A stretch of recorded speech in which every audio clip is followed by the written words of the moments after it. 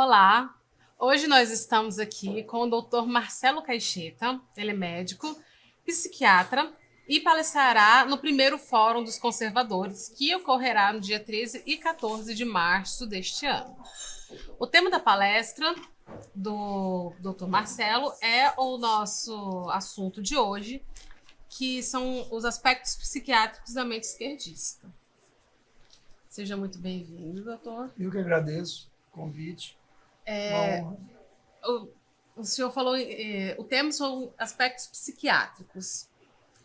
Ser de direita, de esquerda, o conservadorismo, o progressismo, eles são meras questões de opinião e gosto, ou existe uma tendência biológica por trás disso? Bom, tudo na vida, em tudo na vida você tem tendência biológica, né? Para tudo na vida você tem tendência biológica. Tudo, né? Aliás, só tem uma coisa assim que eu acho que é do espírito mesmo, que é a consciência moral, né? A consciência moral, que é o que faz você não fazer as coisas. Porque até o que você faz é biológico. Por exemplo, tem pessoa que gosta muito dos outros, gosta de fazer caridade. Isso é biológico. Tem outros que já são mais refratários. Isso é biológico. Então, até a bondade, amor, ódio, tudo isso é biológico. Mas tem uma coisa que eu, estudando como psiquiatra e como... tem uma coisa que a psiquiatria, que a medicina, que a biologia não explica, que é a consciência moral, né? Então, a consciência moral, que é aquilo que você está com vontade de fazer uma coisa, por exemplo, você é um cara casado e está com vontade de trair sua mulher. Isso é biológico. Mas o fato de você não traí-la por força moral, isso é do espírito. Porque isso não é genético, isso você pode ver um pai, às vezes o pai é mulherengo, o irmão é mulherengo, tal, mas tem um irmão que tem aquela tendência, tem aquela biologia, mas ele não é mulherengo. Então isso não é biológico. Então a única coisa que não é biológica no ser humano chama-se consciência moral. Aliás, esse é o grande, eu acho que é o grande tema do conservadorismo, que na verdade é feito basicamente por indivíduos que têm uma consciência moral. Acho que o verdadeiro direito, o cara de direita, vamos dizer assim, a pessoa de direita, é aquele indivíduo que tem um orgulho de ter os seus princípios, né? De não ser dominado pelo Estado, não ser dominado por um colegiado, por uma opinião de um grupo de pessoas, ele tem opinião própria, né? Então, essa opinião própria, muitas vezes, tudo bem que tem gente querelante mesmo, gente criadora de casos, até por motivos biológicos, mas tem muitos que são, o que eu vou chamar na minha palestra eu chamaria de estênicos morais, são indivíduos que têm energia e são morais, porque tem uns que têm energia e são imorais. Político, jogador de futebol, muitos deles, papapá, né? Mas tem aquele que tem energia e porque ele é moral. Então esses indivíduos, esses são os verdadeiros direitistas, vamos dizer assim. E esses são direitistas. Por que a direita, vamos dizer, ela provavelmente vai dominar o mundo, né? Tem aquele Fukuyama, o Francis Fukuyama, não sei se vocês já viram, e tem um livro muito interessante, muito bom, que chama-se O Fim da História, onde ele mostra que o fim da história não é esquerdismo, socialismo, o fim da história é a direita, é chamada democracia liberal, uma democracia de direita, vamos dizer assim. Então, por que a direita ela é, vamos dizer, o sal da terra, ela é o caminho da humanidade?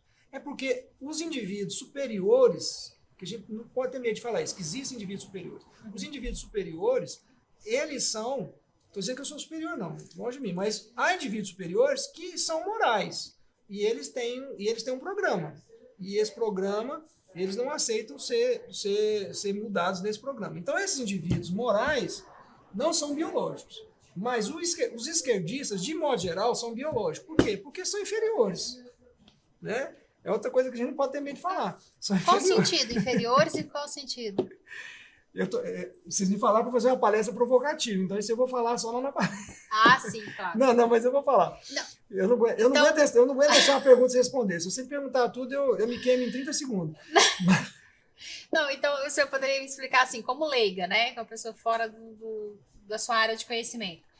A pessoa é consciente, isso é uma dúvida pessoal minha, é consciente que a pessoa ela tem uma moralidade embotada, ela conscientemente ela fala assim, não, eu sei o que é o certo, mas eu vou colocar de lado.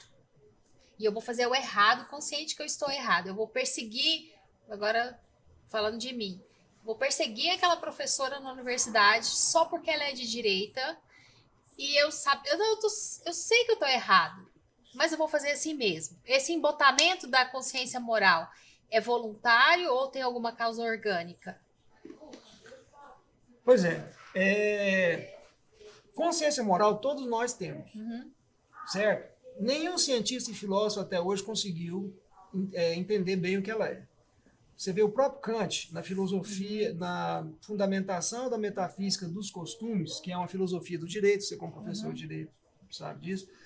Ele quando ele discorre sobre essa consciência moral, ele não sabe de onde ela vem. Ele fala de ideias inatas, sendo que Luke e os filósofos do iluminismo, todos eles eram contra as ideias inatas. Mas nesse capítulo especificamente, Kant ele fala em ideias inatas, porque ele não sabe de onde vem essa consciência moral.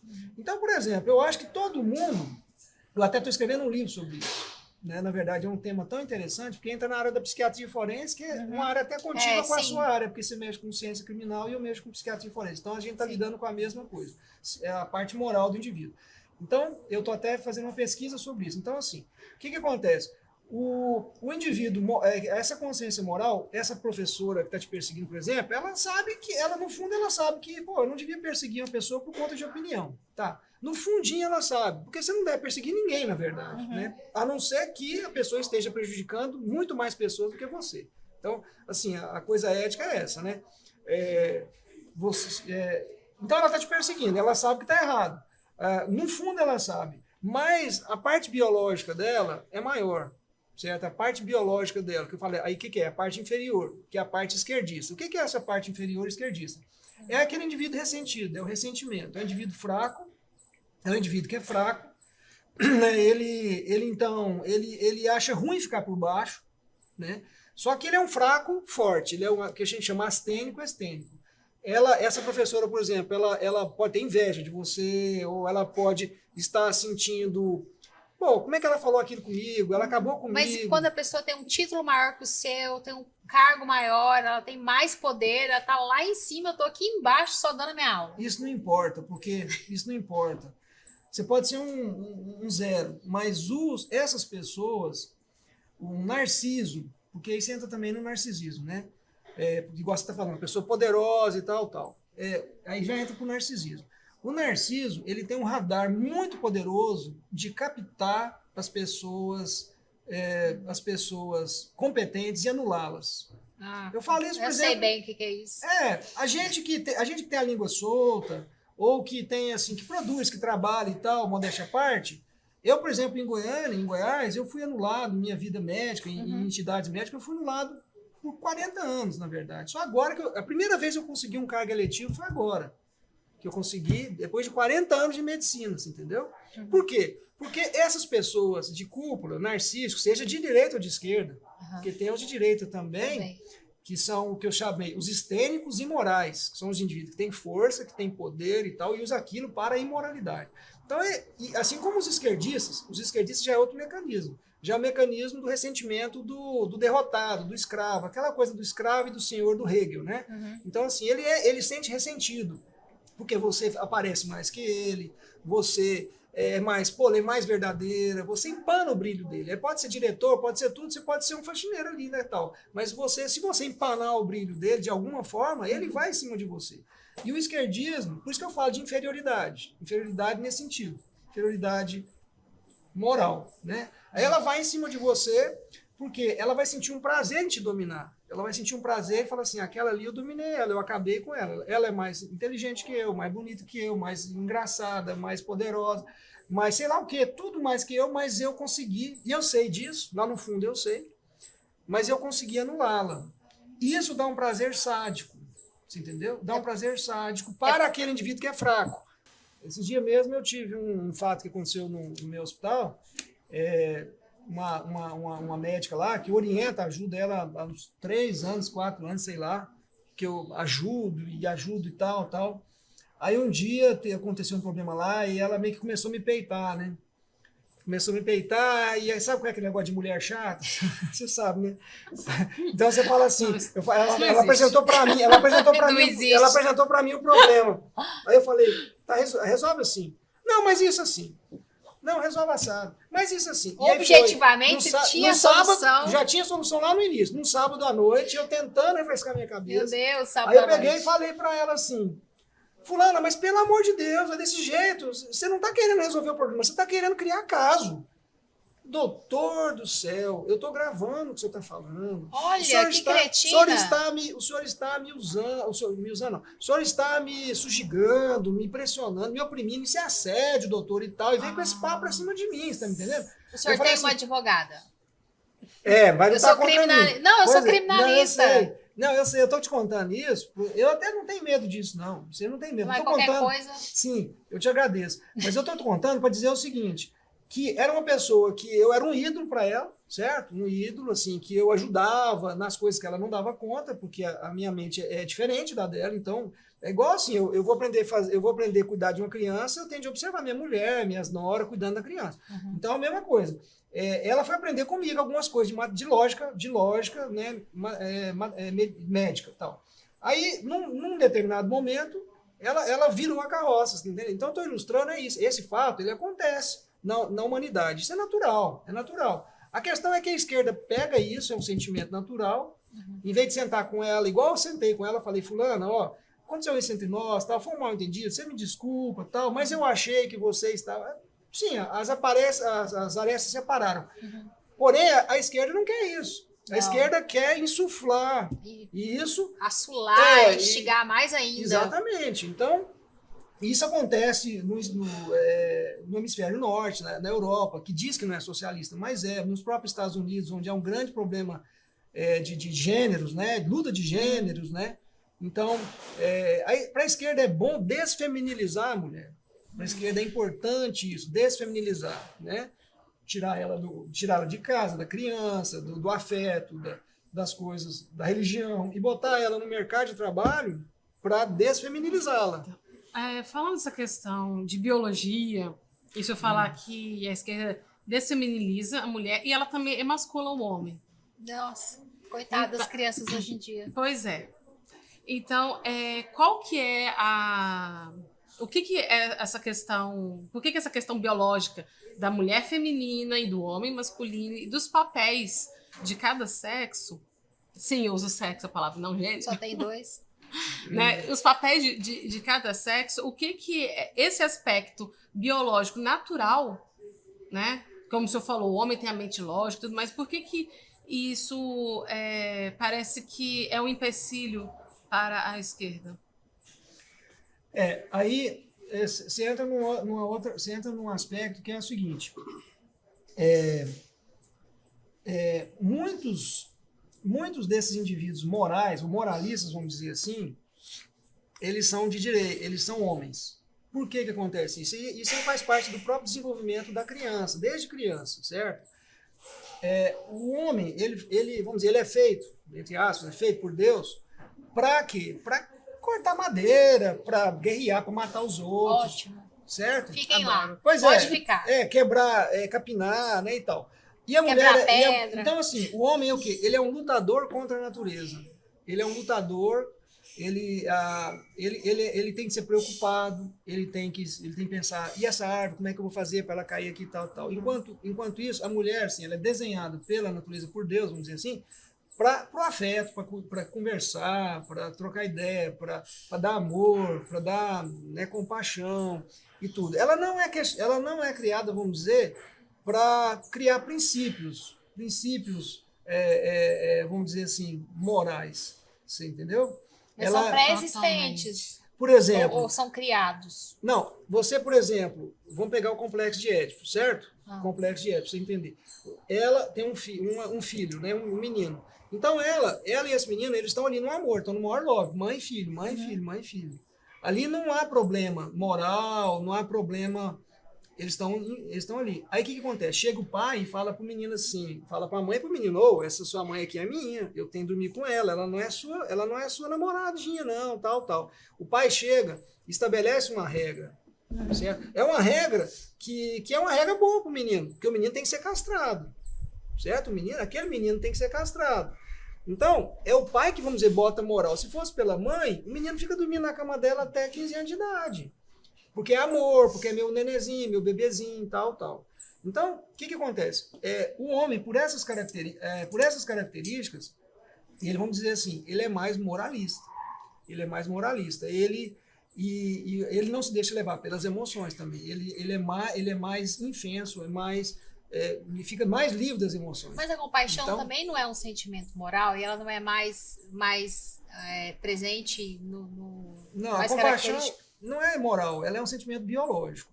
Biológico? Moral é quando você tem raiva do cara e ajuda ele. Isso é uma coisa moral. Então, você ter raiva daquele indivíduo e mesmo assim é o que Jesus falou. Não tem graça nenhuma. Jesus falou isso. Amar não quem tem graça te ama, nenhuma você amar quem você ama. Quem te ama. Uhum. Então, a moral é justamente essa luta contra a sua natureza. E o homem, vamos dizer, masculino, ele é obrigado a lutar mais contra a sua natureza interna, né? Porque, por exemplo, o homem tem uma natureza ruim, a natureza dele é pior do que a da mulher. Então a natureza do homem é o quê? É matar o outro homem. A natureza dele é largar aquela mulher dele e arrumar outra, uma mais nova. Certo? O negócio dele é manter todo mundo debaixo do pé dele. E a mulher não tem essas tendências. A mulher não tem de lutar muito contra a sua natureza, que essa natureza, entre aspas, é boa. Apesar de que a gente sabe que lá no fundo, todo mundo é espírito, todo mundo tem a sua maldade, né? Uhum. Mas, assim, na superfície, o homem tem que lutar mais contra o seu instinto. Isso faz dele um indivíduo mais moral.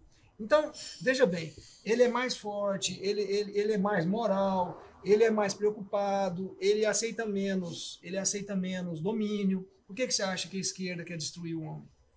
Porque ele é uma pedra no sapato da esquerda. E tem conseguido, viu? Como a Kate falou, emascular as crianças. Hoje em dia as crianças elas são disciplinadas a não demonstrar muita virilidade, muito vigor. O senhor comentou que a maior parte da sua carreira o senhor passou por resistência entre seus colegas. Esse seu ponto de vista a respeito o senhor falou de estênico, astênico, em relação à esquerda, é um conhecimento que o senhor mesmo desenvolveu ou é algo que dentro da psiquiatria já é algo conhecido? Não, essa questão das personalidades, né? Isso é bem conhecido na psiquiatria, né? Por exemplo, essa classificação astênico-estênico é de um psiquiatra alemão chamado Kretschmer, Ernest Kretschmer.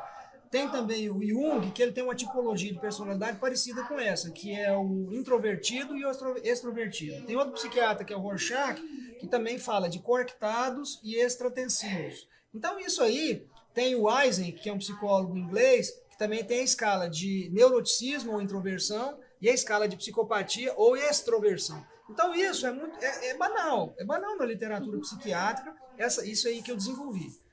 A questão, assim, aplicada à esquerda, eu não sei de outro autor. Eu pesquiso muito isso por dois motivos. Primeiro, que eu sou psiquiatra forense, então eu tenho que estar sempre envolvido com essa questão moral, questão do bem, do mal, das regras, das leis. Isso é um ponto. E outro ponto é que eu estudo muito ciência política, né? Eu tenho, modéstia à parte, bastante leitura em termos de ciência política, onde também está sempre em jogo essa questão, né?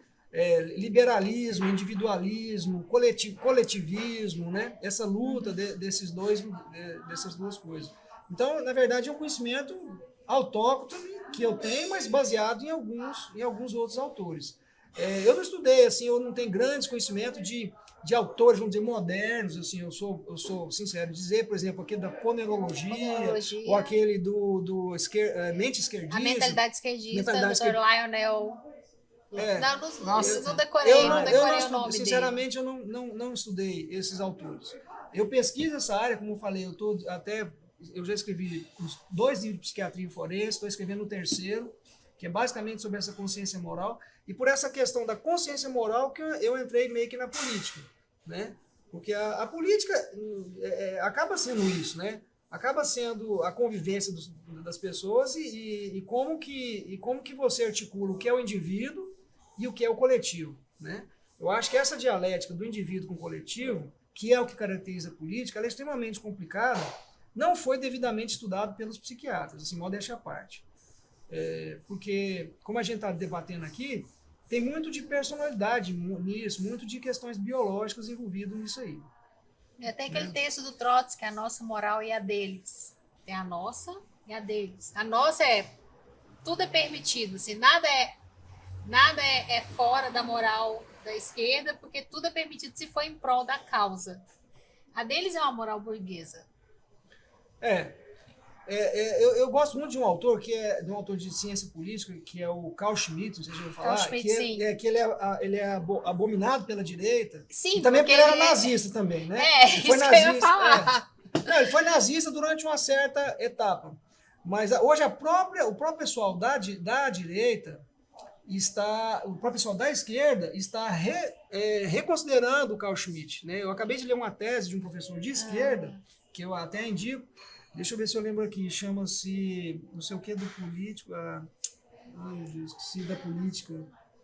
Esqueci o que da política. É de um professor lá de Minas Gerais, de um cientista político.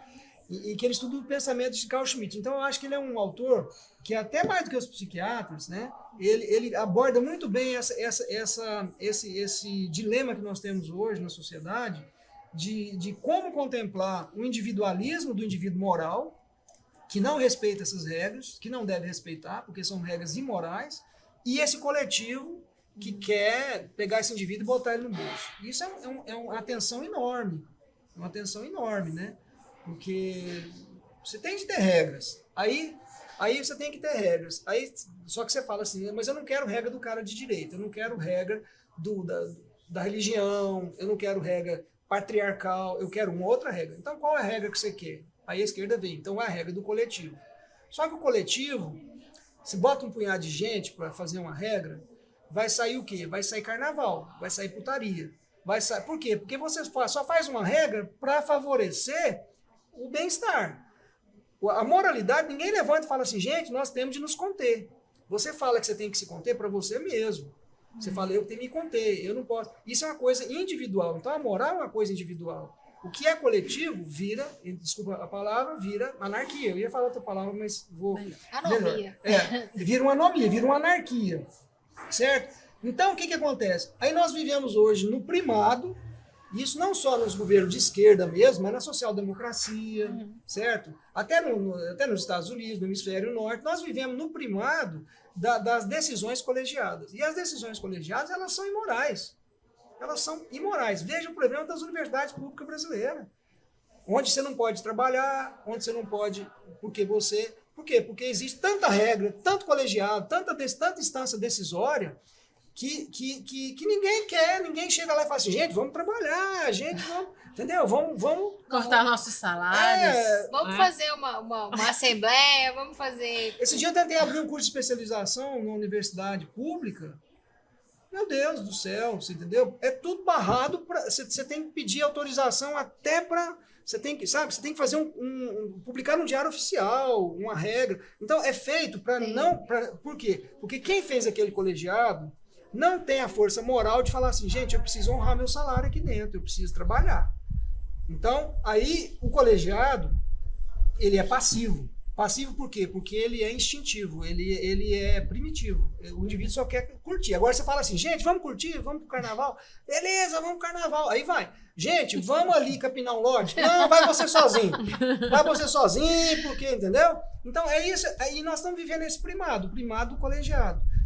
Então, por quê? Aí o Carl Schmitt fala isso. O Carl Schmitt, inclusive, ele não dá uma solução, porque ele não é verdadeiramente cristão. Apesar de se dizer católico, mas ele não vai fundo no cristianismo, porque a solução está no cristianismo, está no catolicismo. Ou seja, o que acontece? Existem regras, são imutáveis, são as regras de Deus, são as regras de Cristo, que são as regras que você pode ser moral, pode ser rico e tal, mas só tem uma cláusula, você tem que trabalhar para o mais pobre, para o mais fraco. Você não pode ser um forte, um moralista escroto, imoral. Você tem que ser um forte moral. Então a solução está no cristianismo. Porque, do contrário, você não tem regras, e aí você pergunta quem que vai criar essas regras. Aí vem a esquerda e fala, o colegiado que cria as regras, só que não tem regra. Aí você vem os direitistas e fala, deixa eu criar a regra. Só que o cara, se ele não for moral, ele vai criar uma regra totalitária. Exato. Aí vai pro totalitarismo. Aí os esquerdistas falam, tá vendo aquele cara lá? Ele não é moral, ele é totalitarista. Então fica nesse dilema. E a resposta, assim, no meu entender, não está nem na direita mesmo, assim como nós a conhecemos, e nem na esquerda, estaria no cristianismo. Porque o cristianismo tem duas coisas. O cristianismo tem duas bases, assim, vamos dizer, filosóficas. Liberdade, que você falou muito bem, liberdade de ter o livre-arbítrio, liberdade de fazer o bem e o mal, Sim. certo? Então você tem essa liberdade, o cristianismo te dá isso. E a igualdade. A igualdade no sentido, somos irmãos e temos um pai. Mas não que Sim. somos iguais, né? Não é tão igual assim. Nós somos iguais perante Deus. É diferente. É igual perante Deus, exato. Em valor. Exatamente. Em valor, igual perante Deus, somos irmãos. Temos de nos amar como irmãos. Isso aí, tudo bem. Só que a esquerda, o que ela pega? Ela pega isso aí, a igualdade. Gente, vamos ser todo mundo igual. Porque Jesus mandou a gente ser igual. Então, Jesus era socialista. O primeiro socialista foi Jesus. Até isso eles pegam. Você não, entendeu? são terríveis.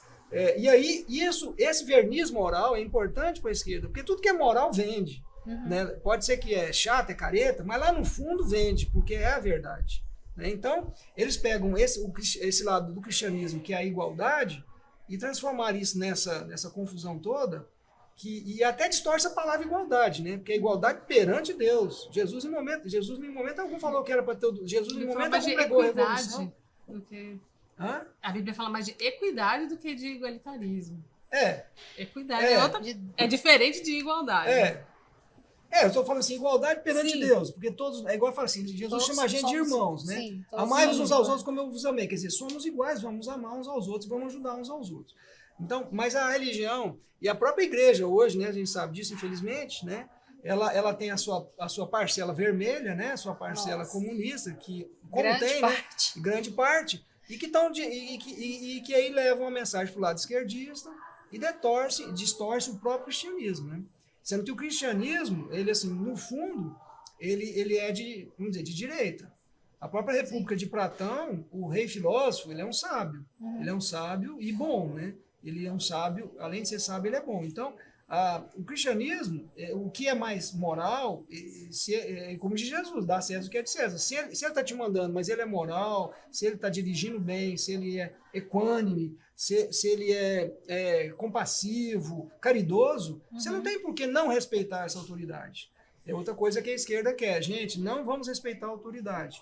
Porque vamos usar o Estado não tem dono, então vamos respeitar a autoridade. Fica lá aquele gigolô do sistema, né? Tipo Lula, tipo Zé Dirceu, que fica ali, tipo dizendo assim, olha, eu não sou líder não, gente, eu sou o paizinho de vocês. Esse dia eu vi um psicanalista chamando Jesus de papai. Um psicanalista, psicanalista fala assim, gente, Jesus não, aliás, Lula, desculpa. Gente, Lula é o nosso pai. Lula é nosso pai. Porque esse pessoal, o líder de esquerda, para fugir do autoritarismo, porque senão ele fica auto-contraditório, né? Como que você está sendo contra a autoridade e você é a autoridade? Então ele fala assim, não, eu não sou autoridade. Vocês que estão querendo isso. Vocês estão querendo carnaval? Sim. Vocês estão querendo parada gay? Sim. Não, então, tá vendo? Vocês estão querendo isso. Não sou eu que estou passando para vocês essa imagem. Então o próprio líder, ele é tão inteligente, o líder esquerdista, que ele impera a liderança dele e deixa todo mundo achar que aquilo foi colegiado, porque ele vai na mentalidade do colegiado, capta e transforma ela ao bel prazer dele. Qual o recado que o senhor tem, o senhor pode falar olhando diretamente para a câmera, para as pessoas que estão assistindo o vídeo agora em relação a este primeiro Fórum dos Conservadores? Expectativa, né? Bom, a minha expectativa é muito boa, muito grande, e eu até gostaria de elogiar vocês pela iniciativa, tanto a Cláudia, como você, a Kate, né, profeta, né? E a Cláudia Helena, porque é o seguinte, um fórum desse, eu acho que é muito importante para nós, da direita, vamos dizer assim, os conservadores, a gente fugir daquela pecha de que nós somos a favor do totalitarismo. Por quê? Nós não somos a favor, eu pelo menos não sou, acredito que vocês também, pela iniciativa que vocês estão tomando, a favor de uma autoridade central que ninguém vai questionar, ela vai fazer tudo. Não. Nós temos a nossa autoridade, nós temos a nossa moral e nós vamos fazer o que a gente pode fazer. Nós vamos fazer, e se está desagradando a autoridade central, problema da autoridade central. Então, essa iniciativa eu achei muito interessante, que é uma iniciativa, apesar de ser de direita, é antitotalitária. porque está reproduzindo um modelo, está atuando em células, né, onde a gente exerce a nossa autoridade, o nosso saber, o nosso poder, sem ficar atrelado ou dependente de um poder central. Então, eu acho que esse tipo de iniciativa, quanto mais pipocar iniciativas de direita, melhor é. Inclusive, para a gente fugir do maior perigo da direita, que é exatamente o totalitarismo, e de delegar para uma pessoa lá todos os nossos anseios. Falar assim, fulano lá, seja Bolsonaro, seja quem for, vai realizar tudo que eu quero. Não, vamos esperar o Bolsonaro realizar, não. Vamos realizar nós. Se é para falar o pau, meter o pau, nós vamos fazer. Não vamos esperar o Bolsonaro, não vamos delegar isso para o Bolsonaro, porque daqui uns dias o Bolsonaro, ou outro qualquer, pode virar um ditador, um totalitarista, e a gente delegou para ele. Doutor, muito obrigado pelo seu tempo aqui conosco. Muito obrigado por ter aceito o convite para participar do Fórum dos Conservadores. E eu também agradeço você por ter nos assistido. Não se esqueça de acessar o link na descrição deste vídeo e fazer a sua inscrição para este fórum. Também se inscreva no nosso canal e nos siga. Nós estaremos postando mais entrevistas com os palestrantes e também outros temas de assuntos diretamente relacionados ao conservadorismo.